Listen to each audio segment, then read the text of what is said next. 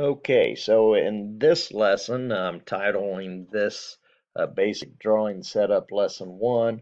We're going to prepare a drawing for a house plan. And we're going to go in, instead of just clicking Start Drawing, we're going to go and select a template.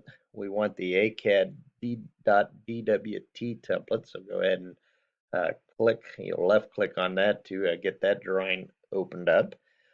Notice now that we do have a grid, should be white grid.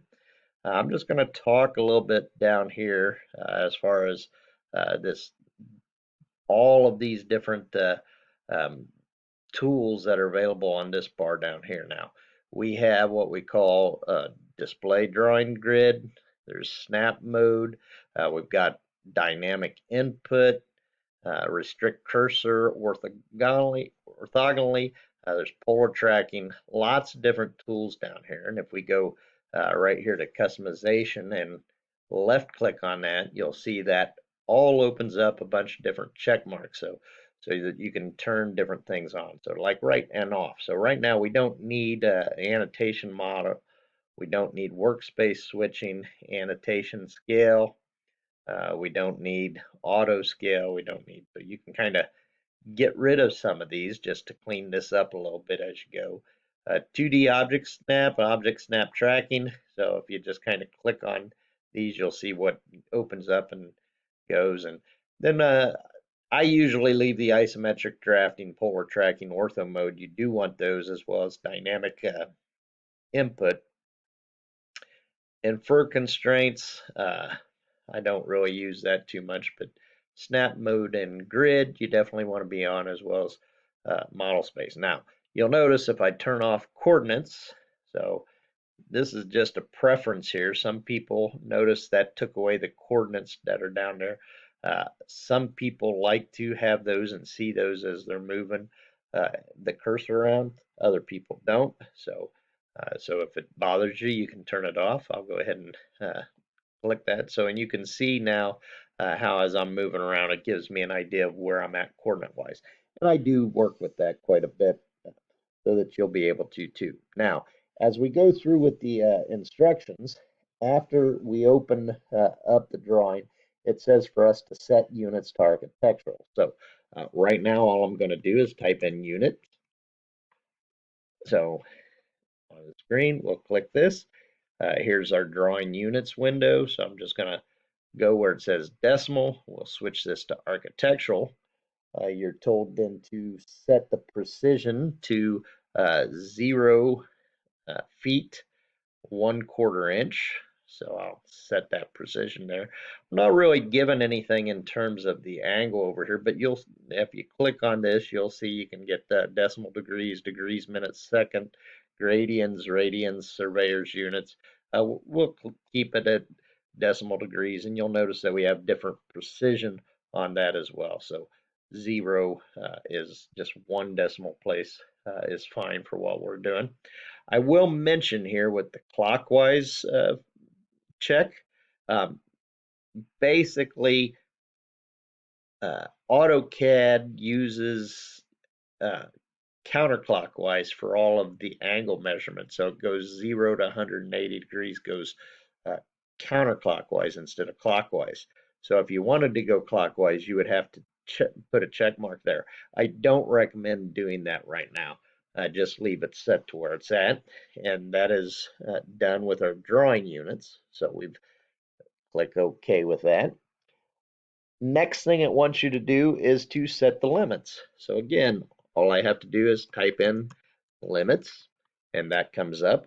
Another way, we can always do the same thing down here. If I just escape out of there, if I go into the command bar and also type in limits, so notice it will kind of bring that up. So either way, you can get that there to do it. Notice the first thing that it wants is the lower left-hand corner. And this we want to be 0. And then I'm going to tab over to be 0. So the first 0 is my X, the second 0 is my Y. I'll hit enter. Now it wants the upper right-hand corner. Now you can already notice, because the architectural units that we're in, where we're seeing feet and inches, we don't want to just enter 960 um, in there, or if we wanted it to be inches, we would have to be 960. According to uh, the instructions, it says to go ahead and put them in at 80 feet. So if I just typed 80 and tabbed over and typed 60 and hit enter, that doesn't actually give me 80 feet. That just gives me 80 inches. It's automatically assumed. So let's go back and do the same thing here. Limits, lower left-hand corner, 0, tab 0. And I'll do this again, my 80, and I have to include the apostrophe to let it know that it's feet. Tab over, 60 apostrophe feet, and hit enter, and now my limits are set. So once we've got those limits set, do a zoom all. So I'm just going to type in zoom, enter. Notice I have all sorts of things available down here for zoom. I can zoom all, I can zoom center, I can zoom dynamic, zoom extents, previous, scale, window, or object. So you got different ones. In this case, we're going to do zoom all. Type A. Notice how my grid spacing got a lot smaller there. And that, of course, is what we're going to do next, is set the grid. And it wants us to set it to 24 feet. So again, I can type in grid. So we'll come that, and then I can say, okay, well, there's my grid spacing, and it gets this open up here with all of that to kind of do that. I don't necessarily like that way as much. That's one way that you can do it. There are other ways. So if I come right down here, notice I got my display grid, drawing grid with my grid mode, and I'm going to right here click this drop down arrow, and I'm going to go to snap settings, and I can also do my snap spacing here. So and grid spacing right in through here as well. So my grid X spacing. So in this case, it wants the grid spacing to be 24 inches. So, or 2 feet, it automatically puts that in. So we've got that. And then it also wants the grid snap increment to be 6 inches. So right now grid sets at a half an inch. I'm going to just click out of this for just a second and click OK just so you can see. All right, so that kind of notice how your grid was affected and the size of the grid. If I went into draw a polyline right now, notice that kind of the, if I come back down here and turn my snap mode on, so I turn it off, turn it on, so snap mode is on, it will snap to these different coordinates. So, and you can see how it's kind of every increment is based on those snap modes. So let me come back here now. We're going to go back to our snap settings. Instead of half an inch, we want this to be 6 inch. So long as I have this equal X and Y spacing checked, it's going to give me the same. Hit OK.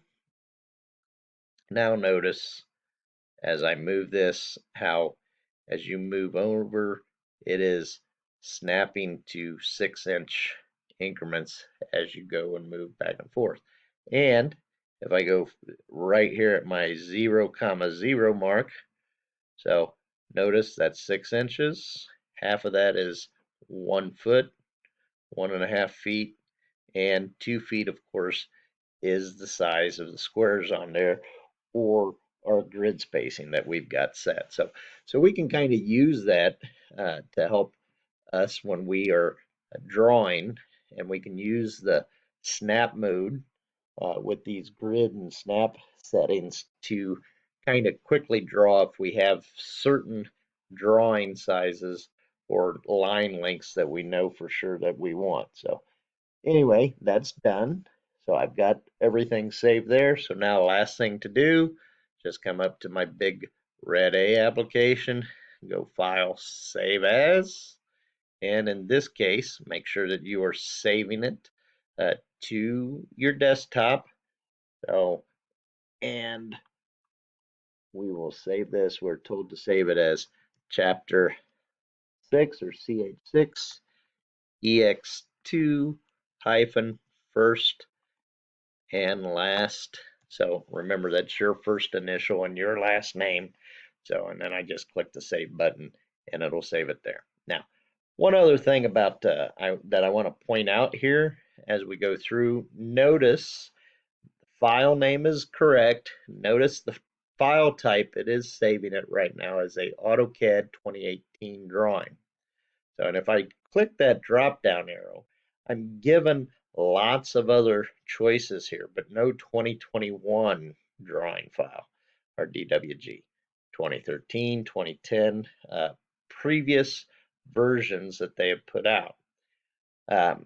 One of the things that you want to do, and 2018 is perfectly fine, that's the way I want you to save it.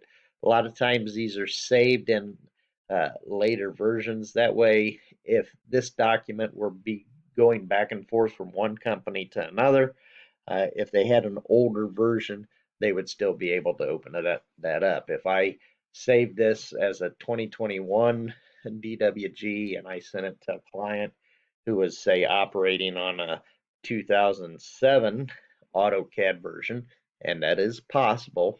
Not all companies update their software um, on a regular basis. That particular client would still be able to know and open the file and view the file because I gave them a drawing based on what their uh, version of AutoCAD was. So that's one of the reasons why you get this in there. Anyway, that is the basic drawing setup lesson number 1.